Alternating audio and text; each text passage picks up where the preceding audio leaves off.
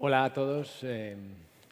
Quisiera empezar agradeciendo a Javier Íscar y a la organización la oportunidad de participar en este foro tan interesante y a mis ponentes por aceptar acompañarme en esta mesa.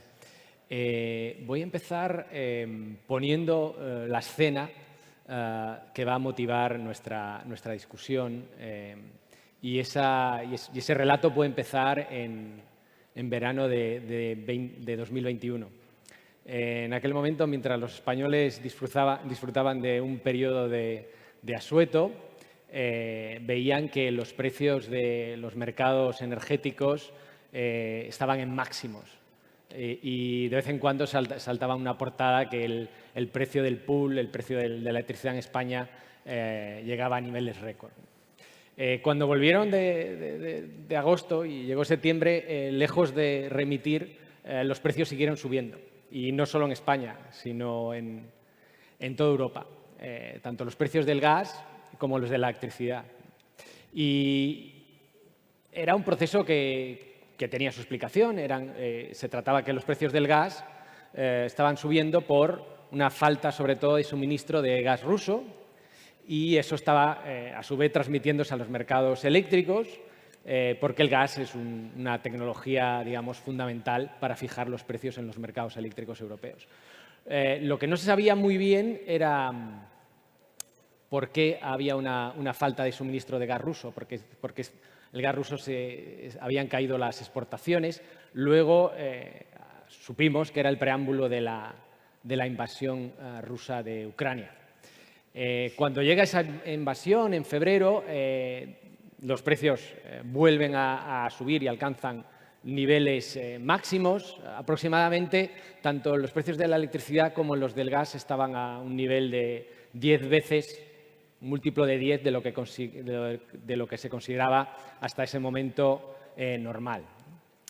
Y con este escenario de precios altos se esperaba un frío y largo invierno del 21-22 y también había preocupación por un frío, largo invierno del 22-23. Un frío y largo invierno donde, como en la fábula de Esopo, había cigarras y había hormigas. En ese frío invierno, las hormigas habían sido muy prudentes y habían cerrado sus precios de suministro energético en contratos a largo plazo. Pero también había cigarras que se habían, digamos, fiado de la benevolencia de los mercados spot y que no habían cubierto, digamos, ese coste de suministro. Pero no todas las hormigas y todas las cigarras estaban igual de contentas. Porque las hormigas compradoras, las que habían cerrado sus precios en contrato a largo plazo, estaban muy satisfechas con tener un precio cerrado muy por debajo del precio que observaban ahora en los mercados spot. Pero las hormigas vendedoras no estaban tan contentas y, de hecho, miraban con cierta envidia a las cigarras vendedoras. Las muy irresponsables habían dejado abiertas sus posiciones, pero ahora se estaban beneficiando de los altos precios spot. Y nos queda por hablar de las cigarras compradoras. Esas estaban en una situación difícil y ¿qué hicieron? Pedir, igual que en la fábula de Esopo. ¿Y qué pidieron? Pues pidieron al gobierno una intervención en el mercado y la tuvieron. Y hasta ahí el preámbulo de nuestro cuento. Para ver cómo continúa, tenemos aquí a 4 expertos en cuestiones energéticas que voy a pasar a presentar sin ningún orden particular. Adriana Padilla, que es socia de Rich Müller en México, aunque está a caballo entre México y Madrid, lidera la práctica de arbitraje de Rich y cuenta con más de 15 años de experiencia profesional participando en numerosos arbitrajes comerciales y de protección de inversiones, tanto como abogada de parte como árbitro. Adriana fue reconocida como Next Generation Partner of the Year por Legal 500. Anteriormente, Adriana trabajó como asociada internacional en Cleary Gottlieb en Nueva York. A su lado tenemos a Lola Devoto, abogada de gestión de energía en Galp, donde asesora en la contratación nacional e internacional de petróleo, productos petrolíferos, biocombustibles, así como de aprovisionamiento y compraventa de gas natural y GNL. Anteriormente, Lola trabajó en Naturgy y en Baker y McKenzie. A su lado tenemos a Jorge Clua, abogado y miembro de la Dirección General de Asuntos Legales de Repsol desde 2011 y desde 2015 responsable del área jurídica de trading, fletamentos y mercados mayoristas de gas. Anteriormente a Repsol trabajó en Abengoa. Y por último, mi colega y compañero Luis, que también está en Compass Lexecon, es Senior VP en Compass Lexecon, está especializado en mercados de gas, GNL y electricidad. Ha prestado testimonio escrito y oral tanto ante tribunales arbitrales como reguladores y en los últimos años ha intervenido en más de 30 litigios relacionados con el gas y el GNL en distintos países europeos, India, Qatar, China, México, Perú, entre otros. Luis destaca por su amplia experiencia en la industria del gas y por elaborar sistemáticamente productos de trabajo de alta calidad en poco tiempo. Y no lo digo yo, lo dice Hus Legal. Y sin más preámbulos, voy a empezar dirigiendo la primera pregunta a Lola y Jorge. Cabe suponer que en una situación de tanta volatilidad de precios, donde hemos visto una subida muy importante y ahora una bajada, esto es un buen caldo de cultivo para las disputas. Y os quería preguntar qué tipo de disputas habéis visto en los últimos años y cómo han cambiado estas disputas con esta nueva volatilidad en precios que hemos visto. Empiezo. Bueno, pues la verdad es que es muy interesante lo que ha pasado desde este verano del año 21. Veníamos de un año y medio donde la demanda había desaparecido y había un exceso de oferta y eso provocó la caída de precios y muchos operadores se aprovecharon de unos precios muy bajos para pasar los contratos de precio fijo a precio variable, ¿no? De pronto la demanda se empieza a recuperar y la oferta, que se ha visto afectada por una falta de demanda, pues se ve que no puede atender esa nueva demanda que está surgiendo, ¿no? Luego se acrecienta con el tema del problema de Rusia y pilla, digamos, al mercado con unos contratos donde ya los precios fijos han desaparecido de los sistemas de aprovisionamiento y estamos con precios variables indexados principalmente en el mercado gasístico TTF y en los mercados de crudo y productos petrolíferos, pues a los distintos Brent principalmente y los mercados de Londres, ¿no? El aumento de precios lo que trae es una tensión dentro de los operadores porque los clientes empiezan a ver que los márgenes se estrechan o desaparecen y no tienen capacidad, pues, de meter esos productos con esos precios que estaban manteniendo hasta entonces en los mercados, ¿no? Y empezamos a recibir, sobre todo, cuestiones desde el punto de vista jurídico, principalmente, pues poniendo en duda la causalidad de los contratos que tenían suscritos y algunas partes, bueno, empezando a buscar recursos en vicios en el consentimiento y falta de representación de las personas que habían suscrito esos contratos con nosotros, principalmente. En una menor medida, y contrario a lo que podríamos esperar en un principio, hemos visto poco la alegación de la cláusula rebus por parte de contrapartes, ¿no? Y principalmente lo que se ha buscado es la nulidad del contrato en algunas contrapartes que, bueno, pues, buscan una acción judicial o arbitral como una opción de, bueno, mi riesgo es el coste de lo que me cueste el arbitraje más lo que ya sé que ya tengo que pagar si no me dan la razón, ¿no? Y bueno, yo creo que esperábamos que ante esta situación del mercado hubiese una mayor judicialidad de estas controversias y arbitrajes, pero al final han sido muy pocos casos los que finalmente pues, han acabado tanto en tribunales como arbitrajes. Se han llegado a acuerdos y luego también los mercados mayoristas tenemos que tener en cuenta que casi todos los contratos que tenemos suscritos son acuerdos de compraventa recíproca. Quiere eso decir que en una posición, un día yo estoy en posición compradora, en otro día yo estoy en posición vendedora, pues normalmente suelen ser contratos robustos que no dan suspiros para buscar causas de nulidad o de renegociación de cláusulas, ¿no? Y además tienen las suficientes flexibilidades pues, para que, bueno, pues, al final lo que hemos visto en el mercado es una volatilidad muy alta, unos precios altísimos durante ciertos periodos, pero que el periodo ha sido bastante más corto de lo que se anunciaba en un principio. Hoy he visto la cotización del Midgas y está a 30 euros el megavatio hora, que es un precio bastante estándar de lo que venía sucediendo o los precios que teníamos en 2018-2019, ¿no?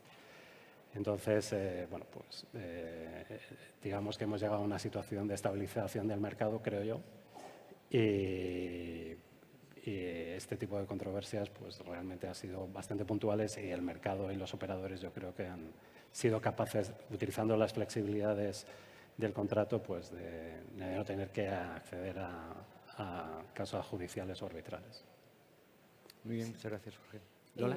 Pues nuestra experiencia es similar a la que está comentando Jorge, ¿no? Efectivamente, es que veníamos también de un momento muy anormal de toda la pandemia, donde el gas, bueno, el precio era negativo directamente, ¿no? Valía más la capacidad ociosa de un barco que el gas, ¿no? Y cuando se empieza a recuperar la demanda, efectivamente toda la oferta no había entrado de vuelta, sobre todo, por ejemplo, la de Estados Unidos, ¿no? Que el shale, el fracking es más caro, hasta que volvió a entrar, pues hubo que esperar a que subieran los precios. Entonces, cuando empiezan a subir en 2021, efectivamente, y luego ya en el 22, ¿no? de esta forma, pues nos pasa la misma evolución, que empiezas a tener pues mucha disputa contractual que no necesariamente acaba en un litigio o en un arbitraje, ¿no? Las principales causas alegadas, pues yo tengo muchas fuerzas mayores, ¿no? Algunos cambios de circunstancias y luego, como novedoso, un poco disrupciones de mercado, ¿no? Que el mercado no funciona o que el precio no sirve, ¿no? Sí creo que es un momento interesante porque todas las causas pues, ha habido que ir analizando, ¿no? Pero básicamente respondía a la enorme volatilidad de precios y que todo esto no se ha mantenido a largo plazo. Entonces, pues, hay, en general lo que se ha intentado, como decía Jorge también, es, a ver, esto son relaciones comerciales, habrá algún cliente que quieras perder de vista, pero en la mayor parte no es el caso, ¿no? Y se ha llegado en la gran mayoría de casos a acuerdos comerciales puntuales, ¿no? con las flexibilidades que necesiten los clientes. Algunos casos concretos donde esto no ha sido posible, ¿no? Pero en general lo que ha habido es un gran aumento de litigiosidad, pero de acuerdos, no terminando en arbitrajes, ¿no? Muy bien. ¿Y por qué creéis que no se ha hecho tanto uso de cláusulas rebus? Que es una cosa curiosa.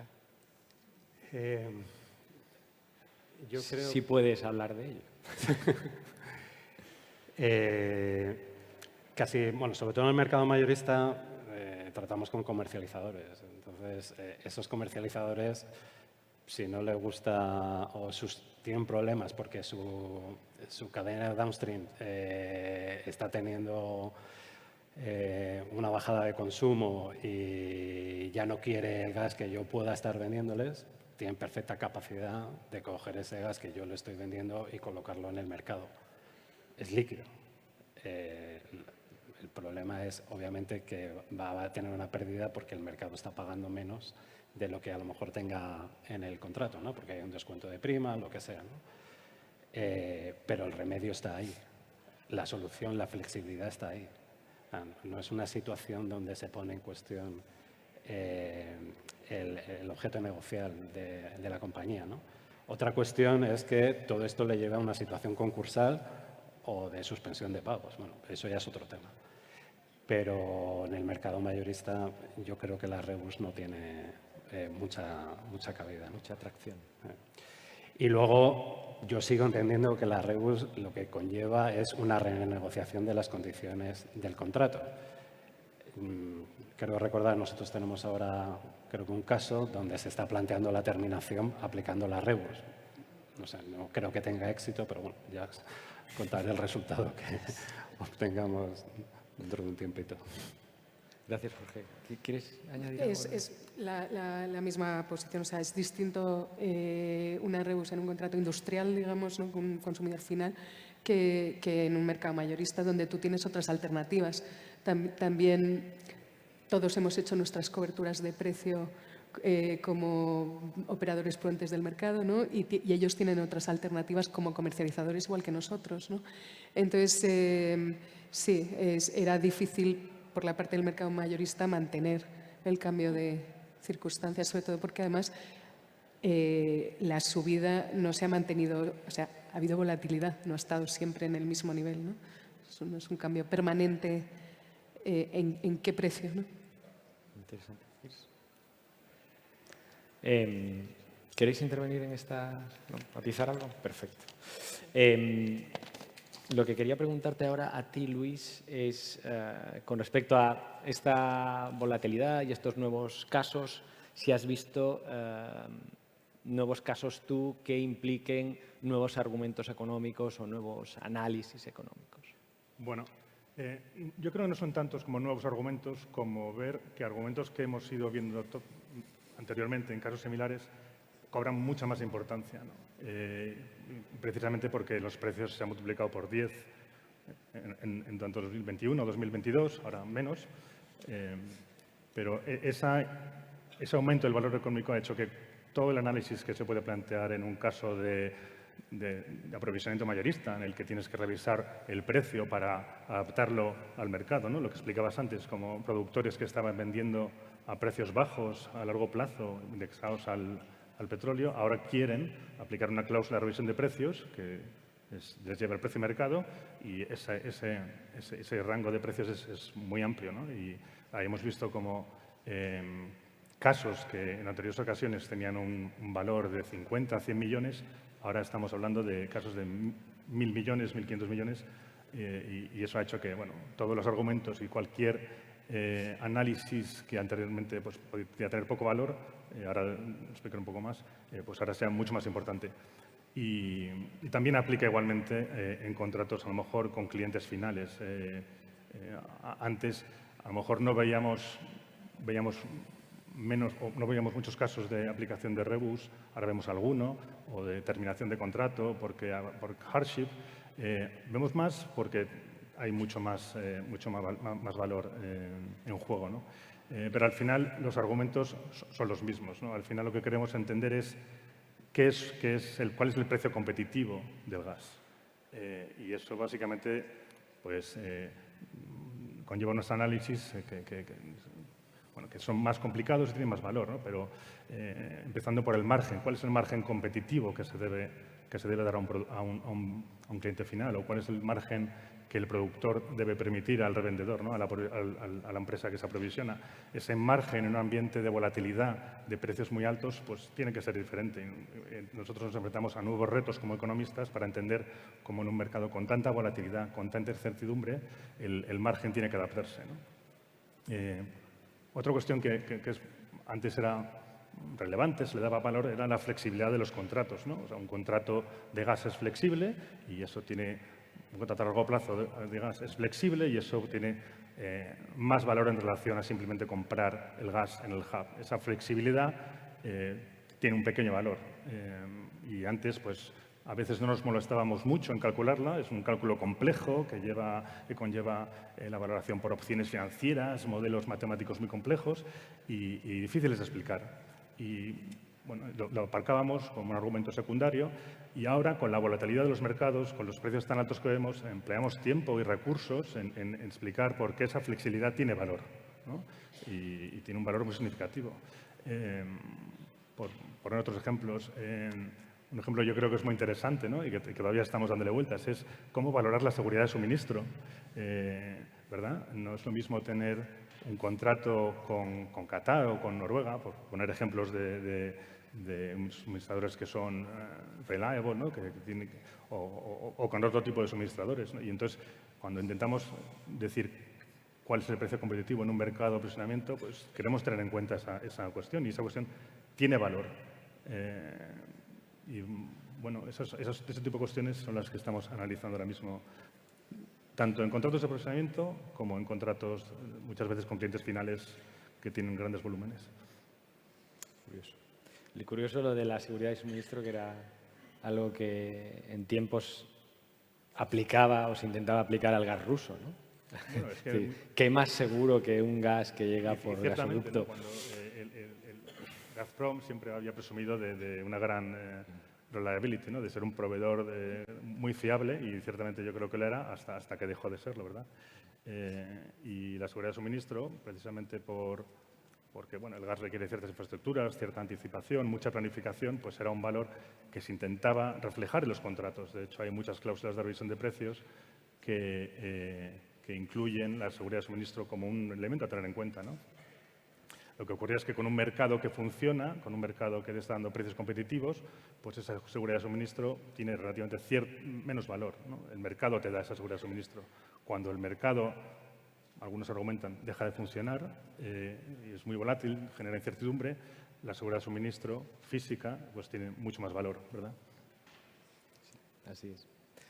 Adriana, quería hacerte a ti una pregunta relativa a lo que está ocurriendo en Latinoamérica. Es decir, hemos estado hablando de Europa y de los precios energéticos en Europa. Esto se ha transmitido de alguna manera en los precios de GNL mundiales y quería saber qué tipo de casos has visto durante estos últimos años, en concreto en México, que es donde tu base, digamos, y qué nos puedes decir de cómo han cambiado en los últimos años. Gracias, Antón. En México, concretamente, no hemos resentido de manera tan directa los efectos de Ucrania, básicamente porque México depende en más de un 60% del gas que se produce en Estados Unidos, en concreto en Texas. Hemos estado viendo muchísimo auge en procedimientos de energía. En primer lugar, temas de construcción de proyectos de energía, temas de delay, de garantías, de defectos, pero también hay una situación muy particular en México que ha dado auge a muchos procedimientos. Es un tema político y regulatorio. En 2014 se implementó una reforma integral en México a la industria eléctrica, que básicamente por primera vez en 80 años permitió la competencia, y muchos inversionistas, específicamente de España, por primera vez acudieron a México para participar en el procedimiento de generación y suministro de energía al país, para quitarle el monopolio a las estatales, a Comisión Federal de Electricidad y a Pemex. ¿Qué pasa? Que estos cambios regulatorios también juegan un papel con el cambio de gobierno que hubo en México, y esta reforma se ha convertido ahora en una contrarreforma, ¿no? que viene a implementar el nuevo gobierno. Cambia la dinámica de los privados, cambia la forma de operar de las estatales, y todo esto sin duda ha dado un auge a muchísimos procedimientos. Veremos más adelante, esta contrarreforma está suspendida, está siendo analizada por la Corte, pero entre tanto muchos inversionistas que han acudido a recursos domésticos están viviendo una situación de facto que les ha hecho en ocasiones pues hasta salir del país, ¿no? por pelear por sus inversiones. Este tipo de procedimientos es lo que más estamos viendo en México. Sobre la volatilidad de los precios, a propósito de la cigarra y de lo crudo que fue el invierno, me gustaría contarles de un suceso que hubo en Texas en el 2021, que un fenómeno meteorológico conocido como Polar Vortex ocasionó unas temperaturas bajas históricas y con eso, bueno, un desastre en Texas. Básicamente todas las energías eólicas, fotovoltaicas salieron de operación y el tema del gas se vio agravado porque no había extracción, porque estaban congeladas todas las salidas de los ductos, de los pozos, y había restricciones en los gasoductos de transporte. Entonces, ¿por qué afectó esto a México? Como he dicho, más del 60% del gas de México proviene de Texas. El gobernador de Texas emite un decreto en donde básicamente restringe la exportación de gas a México y México se queda pues, con una escasez importantísima de gas, unos precios históricos, más de $100 por MMBTU y alcanzando máximos de $400, que ocasionó una crisis en México. ¿Qué pasa? Que cláusulas que en lo cotidiano son invisibles a los abogados, como la cláusula de fuerza mayor, que todos ponemos siempre y que las partes no discuten nunca y que en los contratos de los reguladores están de cajón, pues cobran un valor muy importante. Y lo digo porque este fenómeno, que duró no más de 10 días, ha provocado y ha resultado en decenas de arbitrajes en los que se discute temas de fuerza mayor, temas de hardship, de cambio de circunstancias en contratos por la volatilidad que hubo en 10 días. Entonces, si me preguntas qué haría distinto en estos contratos, bueno, pues prestar atención a este tipo de cláusulas que en momentos de crisis vienen a cobrar mucha relevancia y a significar pleitos de muchos millones de dólares. Muchas gracias, Adriana. Aquí tuvimos una tormenta similar, que fue Filomena, donde también tuvimos problemas con todas las renovables, el suministro de gas nos falló y tuvimos los primeros precios récord, lo que parecían precios récord que luego se superaron con los precios posteriores, pero fue el primer gran susto de volatilidad. En este tipo de situaciones, cuando hay disputas, lamentablemente parece que vosotros habéis resuelto casi todo sin disputa, lamentablemente para los peritos, pero cuando hay disputas, dicen que en el arbitraje y que en general los tribunales arbitrales tienden a aplicar un sentido más comercial a los contratos que un tribunal mercantil. Y quería conocer un poco vuestra opinión, si eso es bueno o es malo, eso de tener más sentido comercial, y luego si cambia vuestra respuesta de si es bueno o es malo, dependiendo de si eres comprador o vendedor, ¿no? Sí, creo que sí, que un tribunal arbitral tiene más sentido comercial que un juez.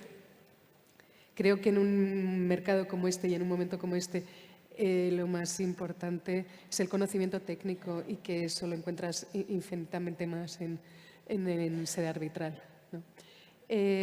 No veo que cambie tanto como vendedor o como comprador, como comprensión del sector y de la parte técnica, porque son mercados muy, muy técnicos, ¿no? No sé. Yo, por mi parte, estoy de acuerdo con lo que dices, pero hay un pequeño riesgo, ¿no? Cuando acudimos a una resolución de controversias en arbitraje, esperamos tener un laudo arbitral que sea de calidad. Favorable, espero. Bueno, hay veces que incluso nosotros intentamos, y les lo decimos a nuestras líneas de negocio, que no puede ser que nos pasemos 2 años en los departamentos de reclamaciones discutiendo sobre las distintas posiciones. O buscáis una transacción, o nosotros siempre lo que abogamos es acudamos a la solución arbitral y que un tercero pues diga quién tiene razón, ¿no? Sobre todo funciona esto muy bien y yo intento promover el arbitraje en este sentido en las reclamaciones de baja cuantía, ¿no? Pongamos de 100.000 o hasta $500.000, ¿no? Pero eso sí, cuando nosotros acudimos al arbitraje, lo que yo necesito es que el laudo arbitral, primero, responda a la cuestión controvertida, el árbitro haya entendido la controversia y nosotros internamente, como abogados de compañía, podamos explicarle al cliente, pues mira, para la próxima vez, incluso hasta cambiar nuestro procedimiento o posición contractual respecto a eso que estaba en controversia. Cuando eso no sucede, y se hablaba antes en la anterior ponencia, genera una frustración que lo que provoca es que para las próximas ocasiones las líneas de negocio no aprueben los presupuestos para acudir a la solución de la controversia, ¿no? Y hay otro tema fundamental que me gusta siempre publicitarlo porque creo que todos nosotros los que estamos aquí debemos resolverlo, y se hablaba también antes del tema de la frustración, y es el tiempo que dedicamos a resolver esa controversia en un arbitraje. La semana pasada teníamos un planteamiento, las líneas de negocio, viendo el timeline que se proponía para la resolución o el procedimiento de arbitraje, se desesperaba. Y tenemos que, entre todos, tanto árbitros como abogados, buscar mecanismos para intentar que las cuestiones se resuelvan en menores plazos.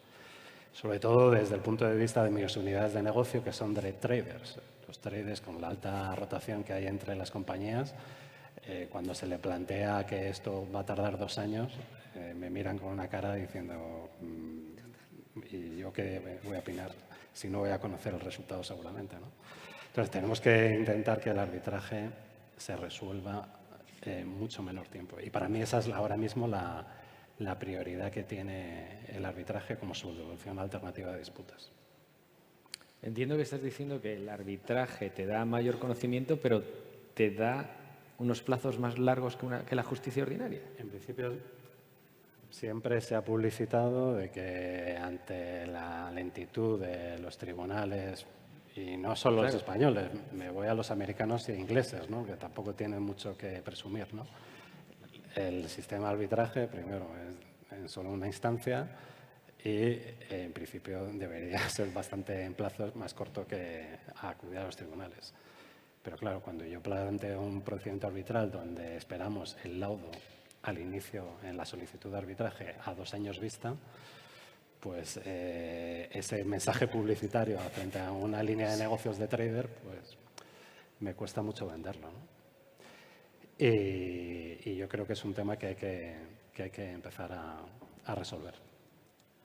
Adriana, ¿quieres arbitraje, tribunales mercantiles ordinarios? Bueno, sin duda creo que en arbitraje hay una preferencia por resolver las disputas desde un punto de vista comercial, pero solo añadiría dentro de ciertos límites, ¿no? Si la ley del foro no te permite reconocer la teoría de la imprevisión, reconocer la renegociación de los contratos, etcétera, pues un árbitro no puede salirse de ese margen por más visión de negocio que tenga. Muy bien, muchas gracias. Luis, ¿quieres añadir algo sobre esto? Yo, un breve comentario. Yo creo que en general, cuando nosotros vemos como expertos, vemos los laudos de los tribunales arbitrales, y si pongo el ejemplo de una revisión de precios en un contrato de provisionamiento, que simplemente tienen que aplicar una cláusula, en general sí que vemos que tienen un sentido comercial y que cuando tienen que interpretar la cláusula lo hacen en un sentido comercial, ¿no? Y lo que ocurre es que para mí el tribunal tiene que tener, la función que tiene es tomar la posición de las partes, renegociar como si fueran las partes, ¿no? Porque dice, ponerse en los shoes, en los zapatos de las partes y aplicar esa cláusula. Lo que pasa es que están acotados por el criterio que establece el contrato, por los criterios de revisión de precios que aparece el contrato y por el momento en el que se lanza el arbitraje, ¿no?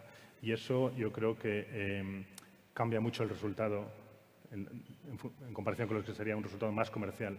No tiene nada que ver lanzar un arbitraje en el año 2020, viviendo un cambio de precios, en las circunstancias del año 2020 en que los precios eran muy reducidos, estaban en mínimos históricos, haces el arbitraje, 2 años después el mercado ha cambiado totalmente, ¿verdad? Y el arbitraje sigue mirando al mercado de 2020.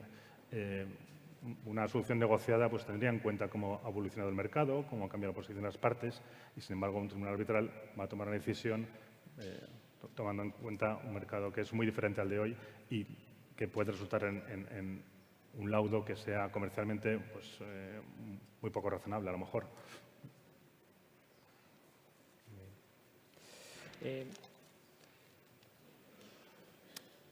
Toda esta experiencia nos ha mostrado que los mercados líquidos pueden ser muy volátiles, e incluso en los mercados muy líquidos como puede ser el TTF, que es uno de los mayores liquidez del mundo, podemos plantearnos incluso problemas de suministro, que al final no ocurrieron, pero que era un riesgo que había. Visto todo esto, pues ahora al tener que negociar, si tuvierais que negociar un contrato de largo plazo, ¿cómo haríais las cosas distintas? ¿Qué hemos aprendido? ¿Hemos aprendido algo? ¿Hay que cambiar algo?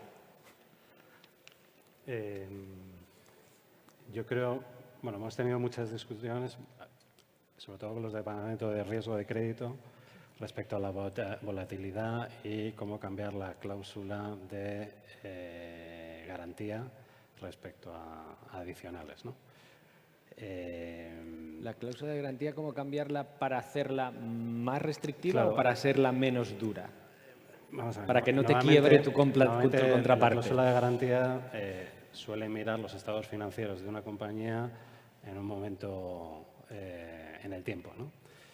Pero esos estados financieros lo que representan es la situación de la compañía.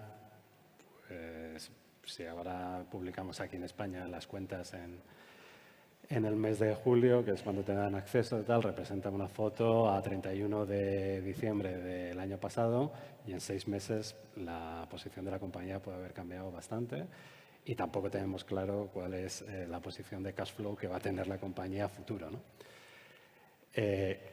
Claro, entonces, ¿qué puede suceder? O que yo sí que he visto, ¿no? Oye, vamos a mirar, hay que aumentar las garantías que tenemos bajo este contrato.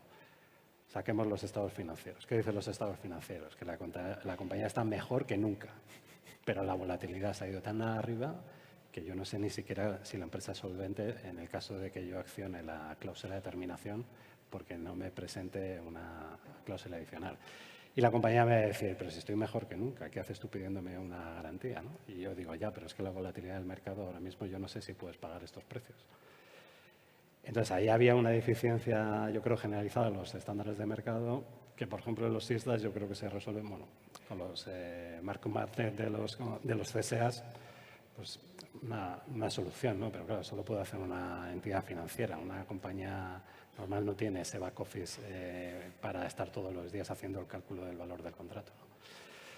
Entonces, todo esto ha sido el debate que iba desde, este es el punto de partida, este es el punto máximo que buscamos entre medias.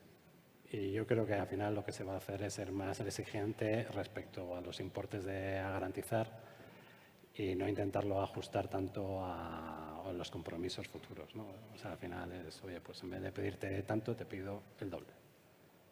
Y no me complico la vida. Bien, gracias, Jorge. ¿Lola? Lo que dice Jorge del riesgo de crédito es vamos, una de las cuestiones fundamentales, nos ha pasado continuamente, ¿no?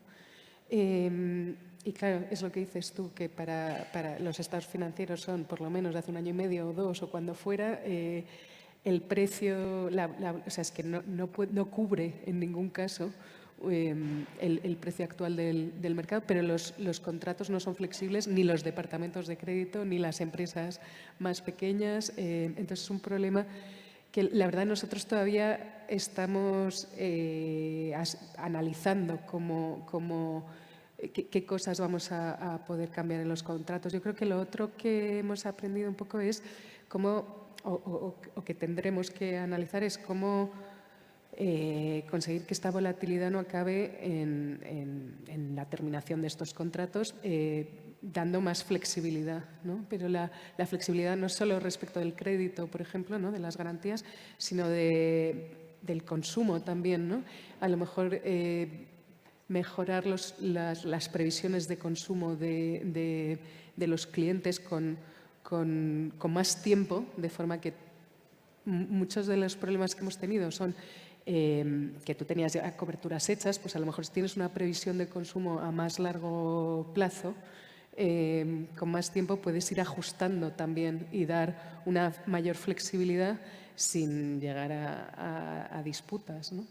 Pero todavía estamos en proceso de analizar. Sin embargo, en cuanto a las fuerzas mayores que tú decías, nosotros en contratos de GNL, sin embargo, se discuten muchísimo las cláusulas, pero siempre, además, ¿no?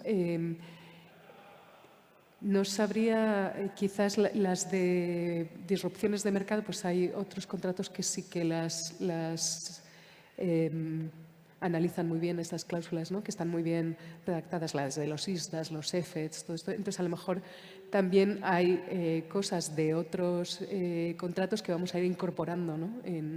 Van a tener un scope más amplio, yo creo, los contratos. Vale, os preocupa sobre todo los impagos, veo, de esta volatilidad, lo que es más os ha...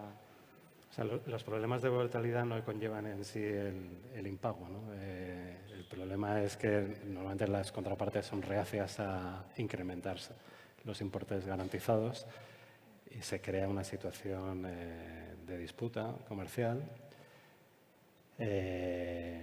tensa, pero que bueno, de momento no nos hemos planteado nunca la terminación de un contrato porque el pico de la volatilidad esté arriba y yo no tenga esa garantía, ¿no? Es que es volatilidad, ¿no? Entonces, claro, si el precio se mantiene ahí arriba durante mucho tiempo, bueno, pues a lo mejor, pero como no ha sido el caso, pues al final, bueno, pues ha sido un momento tenso que hemos vivido, pero que al final el mercado poco a poco ha ido, que al final es un ajuste entre oferta y demanda, ¿no? Pues volviendo a su estado de equilibrio, diríamos, ¿no? Por las razones que sean, que yo creo que son muy complicadas de explicar, ¿no? Gracias, Jorge. Adriana, ¿quieres añadir algo sobre No quiero abusar del tiempo, que ya estamos cortos, simplemente añadir, poner especial atención en un tema de distribución de riesgos en los contratos. En tiempos de crisis, con los precios tan altos, en nuestra experiencia, este tipo de contratos que, como decía Luis, tienen un valor añadido por las flexibilidades y por ser tan complejos, pues no es tan sencillo invocar, por ejemplo, una causa de fuerza mayor cuando no hay gas, ¿no? Porque hay un montón de derechos y obligaciones que se están jugando las partes que van mucho más allá, ¿no? ¿Qué pasa con gas que no te entregaron? Si hay obligaciones de prorratear cuando hay escasez de gas, si hay obligaciones de las partes de ir a hacer un esfuerzo razonable por conseguir gas en un mercado secundario, en un tiempo de crisis y con los precios tan altos. Entonces, poner especial atención a esa distribución de riesgos. Gracias, Adriana. Luis, ¿quieres comentar algo? Yo no redacto contratos. Tú no redactas contratos ni has aprendido nada de toda esta... Bueno, una recomendación, hablando de cláusulas de revisión de precios o de fuerza mayor, ¿no? Que no sé si es algo que ayuda a los peritos o no, pero yo las veo siempre como cláusulas un poco vacías de contenido, ¿no? Poco definidas bueno, completar con criterios más concretos cómo se aplican las cláusulas de revisión de precios o de fuerza mayor o de hardship o incluso la famosa rebus, ¿no? Que a veces la ves, a veces no la ves, pero está, y cuando la ves con redactados muy diferentes, ¿no? Quizá contratar a peritos para que asistan en puede ser una la opción. redacción de las cláusulas de revisión. Es una idea, ¿eh? Bueno, no sé cómo vamos de tiempo. Parece que vamos mal de tiempo, entonces ya vamos a... Oh, my God. Ok, no había visto el timer. Bien, pues muchas gracias a mis ponentes y a vosotros por la atención. Muchas gracias. Gracias a vosotros.